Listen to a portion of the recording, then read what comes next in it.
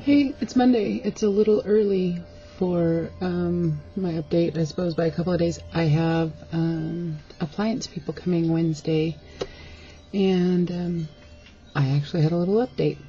So since my last update, I've lost 10 pounds, and so now my total is 178, which I'm very happy with. I was happy before.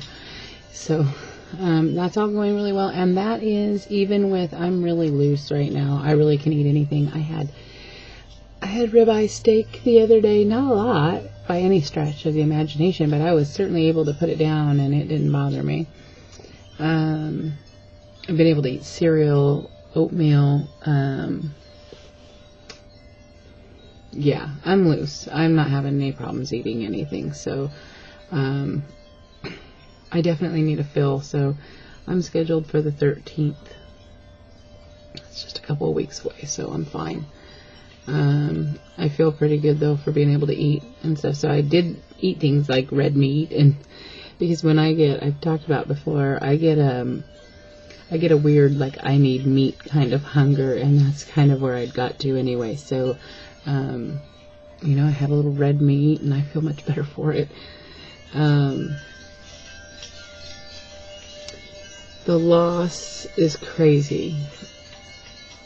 It just is. It's just crazy. I was talking to Daniel this morning, and when you have surgery or, and I don't care which one you have some expectation of loss and stuff. And I remember thinking, God, it would be great to lose 100 pounds that first year. And, I knew that there was a possibility I might not even meet that, because I knew the difference between having the band and gastric. I knew I wasn't going to have, not to expect that kind of loss. So, and I think 100 pounds as a year is phenomenal. So I had never even contemplated or thought or anything that in a year I'd be down 178 pounds.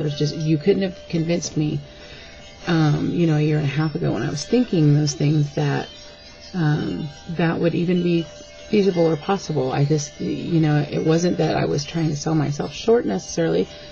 I just didn't think it would happen. So it's just an incredible thing, and I'm really very pleased with where everything's at. So that's where that is. I saw my regular doctor this morning, who's also really very happy with me, because I have had a lot of health issues, and not, surprisingly, not fat people issues.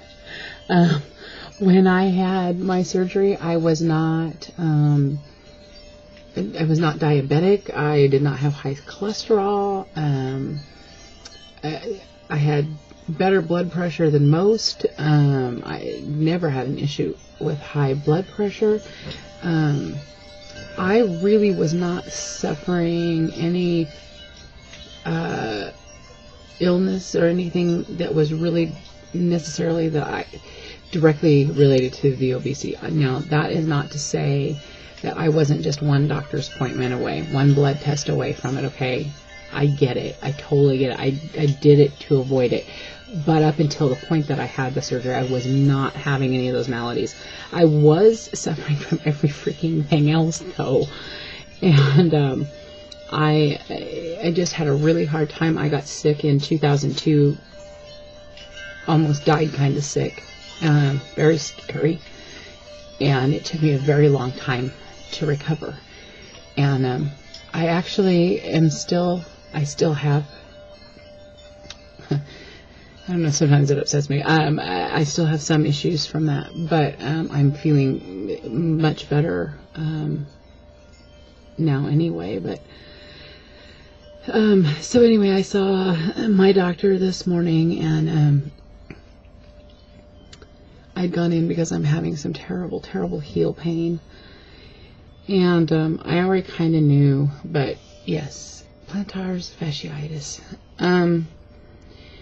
So I am going to try the heel stretches, a heel sling, some gel pads. I'm going to buy me some good name brand quality running or walking shoes with very soft soles.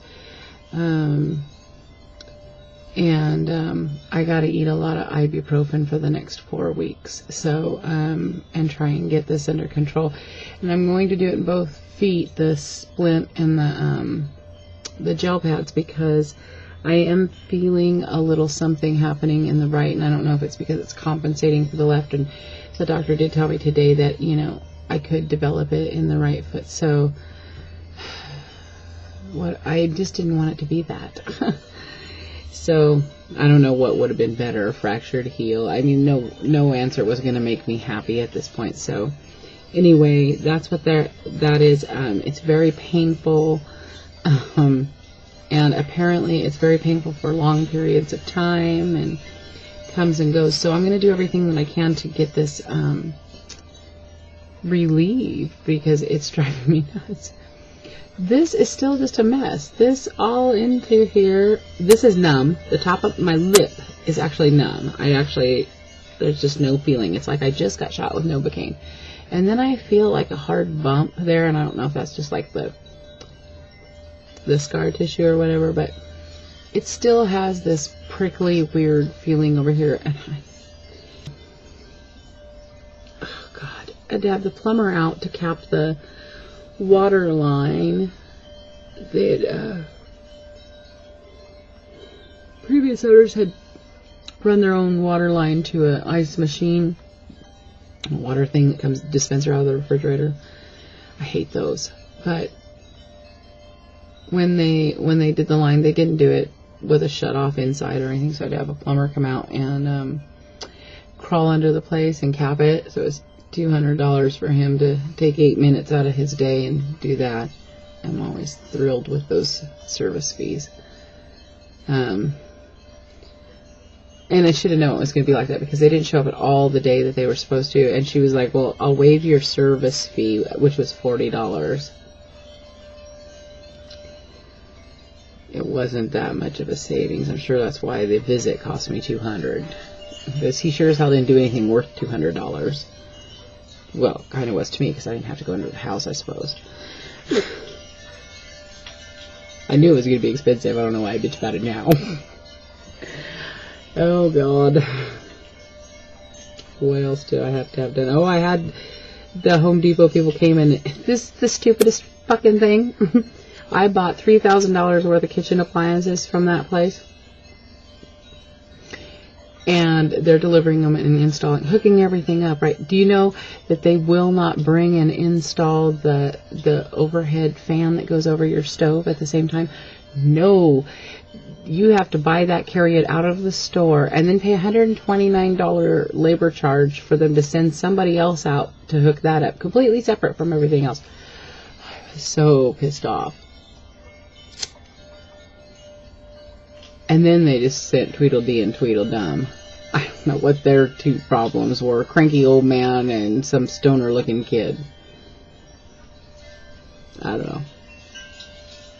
But they got that done today. So I do have my new over the stove fan. It's not over a stove. It's over a big empty spot right now. Thank you to all of my new subscribers. Hello. I think I've got over and got comments on everybody's pages. It's like every day there's one or two more. It's really kind of fun. And a lot of you have some great videos out there. So thank you for stopping by and being interested. And yeah, that's it. I'm done. I hear people pulling up outside. That's why I don't think I think all my work is done for the day, though. So I don't actually think they're here for me. They make a lot of noise like they are. Can you hear all the chimes? I'm not sure how good the microphone is on this.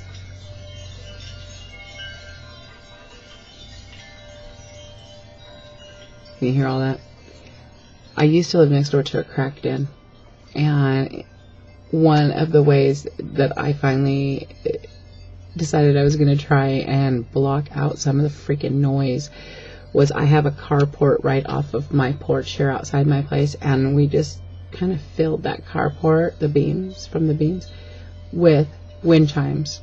Shapes, sizes, different colors, and it is loud. I live in a little community called Fairwind, and it's because we get a fair amount of wind.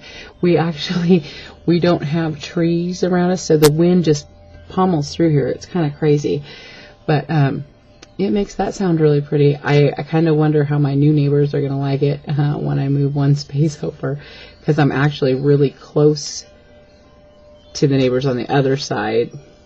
I don't really care. They have a dog that barks, and I can't stand that, and they have little screaming kids and a screaming mother, so I don't really care how they feel about my chimes, to be honest with you. Anyway, seriously, that's it now. I gotta go. I hope you guys are all experiencing great success. I will talk to you later. Bye.